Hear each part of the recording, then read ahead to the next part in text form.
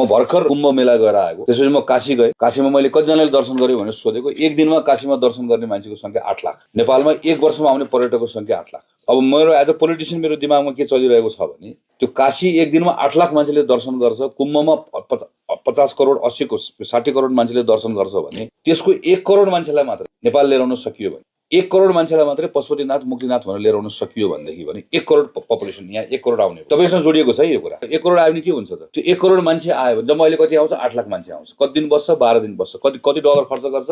$700 खर्च गर्छ। एउटा पर्यटक जम्मा 12 दिनको लागि आउँछ, जम्मा $700 खर्च गर्छ, जम्मा 8 लाख आउँछ। 1 करोड आयो, त्यो मध्ये आएको 10 लाख 15 लाख 20 लाख मान्छे चाहिँ पशुपतिनाथ गयो, मुक्तिनाथ गयो, अरू ठाउँ घुम्न गयो भने अहिले नेपालमा चाहिँ करिब चाहिँ हाम्रो बेड संख्या हामीले हेर्यो भने 35 लाख मान्छेलाई राख्ने हामीसँग बेड छ।